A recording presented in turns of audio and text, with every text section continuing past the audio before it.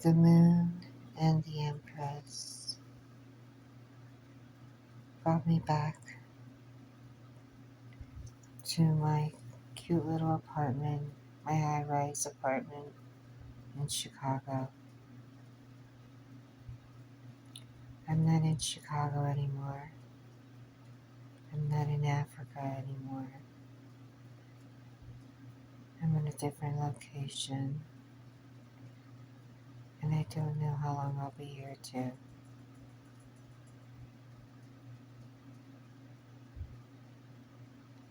The universe is moving around as I write 3 books at the same time, paint, and be creative, something I should have been doing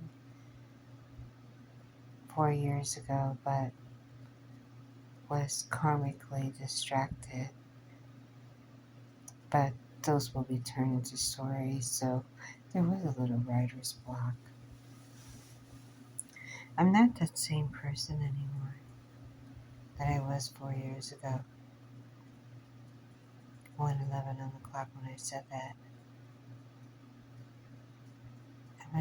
I'm a different person. I've evolved. The moon and the Empress, a high priestess, a queen of swords, a queen of pentacles. The Empress is actually all 4 queens. The Emperor that I embody as well, all 4 kings. I embody both masculine and feminine. And when I say that, I have feminine energies, of course, being a female, but those are softer energies. But masculine energies are more go-getter, fight back, and a warrior. So I have both Empress and Emperor energy. You bow down to me. I was reading some old texts, and I'm going through some litigation processes too, writing timelines. I'm also a formal litigation paralegal. I'm also a notary public at large. And I'm a very busy individual. And with this solar eclipse, I have actually become more awake.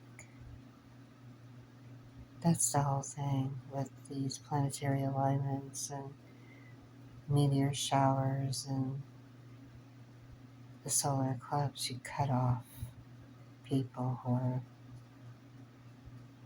karmic and no longer serve you. My personal life is private now. I don't exploit it as much. I don't talk about it as much. I don't put them, you know, too much on social media. I did meet someone who is absolutely divine and loves me unconditionally.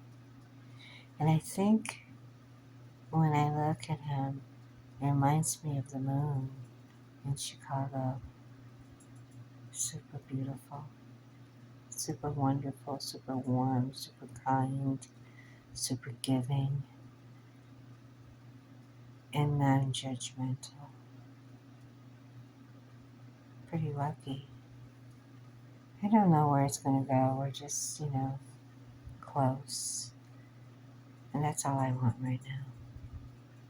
Just to be friends, lovers, and be good to each other. We're equally yoked. No religion involved. Just cosmically and spiritually yoked. We get each other. And we're about the same age, so it's perfect. And it works out. It's perfect. And we have a lot of fun together, which is very important. So this is pleasant. And we like the same things and like the same foods and like the same drinks and like just about the same everything. No arguments, no anything. Just a lot of tit for tat, but that's the fun part. When I talk to him about tarot astrology and who I am as a high priestess, he looks at me like I'm a goddess, like an empress. He sees no faults in me, but sees a beauty. I'm a queen, like I said, an empress, royal, divine, and loves to hold me tight. And that makes me feel secure and wonderful. Not that I need anyone, but it feels great to be in the arms of someone who truly cares for you and spoils you rotten. I do get spoiled. The other thing is,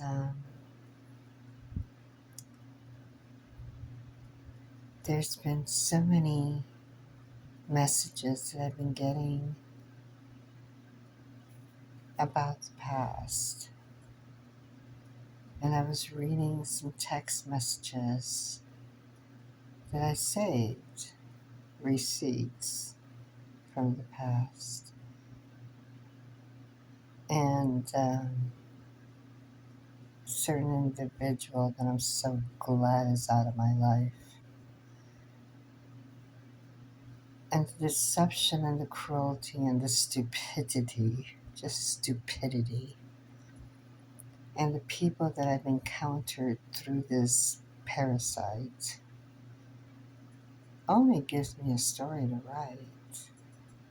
And I was telling this to my boyfriend, my lover. We laugh, we joke about it.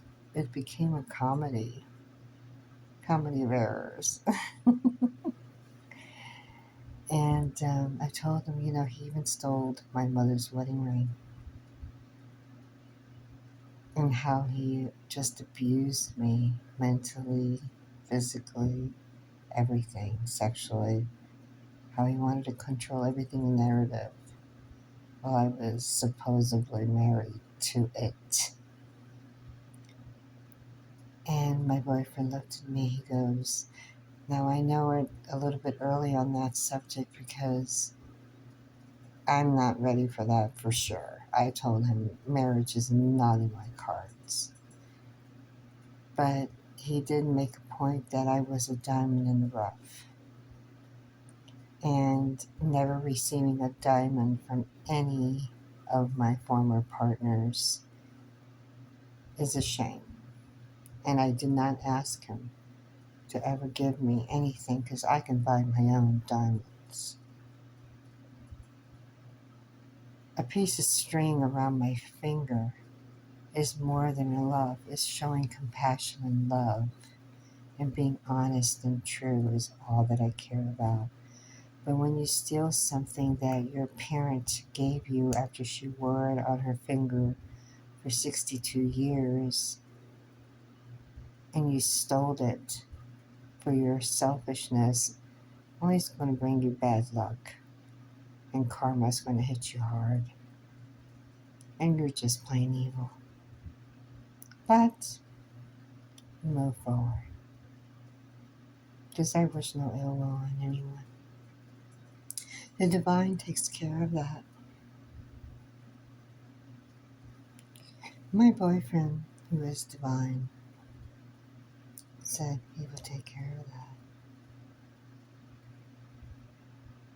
And he held me in his arms and he said, baby, don't think about it anymore. There's a reason for everything. And I said, sure, I know, I get it. But I don't forgive. And he said, it's okay. As long as you forgive yourself. and you're at peace. That's all that matters. The one thing about people who are liars, deceivers, who are materialistic, and doesn't understand the beautiful light of the moon when it flows on a lake and shines on a lake in the middle of the night and can't appreciate beauty right in front of them. It's full of darkness. And when they lose it, they stay in darkness. When they replace beauty with darkness and claims that that's more beautiful, when they had something real right in front of them, will stay in darkness. No wonder they have no power. No wonder they have no food. Again, I wish no ill will on anyone, but it makes you wonder. It really does. And when I was telling my boyfriend, gee, I try to help, I try to be kind, I brought things over, I did as best as I could. And he was just struck with empathy and couldn't believe how unappreciative people can be. And all they wanted was, and their comment was, when I arrived in Africa, was, what did you get for me? What did you get for me? It's never a thank you. It was so cold. It was so calculative. And it was always about money. When someone who traveled a day and a half just to be with someone or some people who you thought were genuine weren't. And as I read these texts and these messages that I have saved as receipts, I'm not that person anymore. And it doesn't hurt at all. It's a story. It's a story that's going to be in a book. And it's going to be a book that person will never read because it's just an experience I went through. And no one at that part of the world would understand because they're full of darkness. So as I looked at the moon and the Empress and a tower, looking over Lakeshore Drive in the middle of the night on a summer's evening, watching a full moon shine on Lake Michigan, I am the moon. I was, and still am, the Empress. Yes, I am Her Majesty, Her Serene Highness.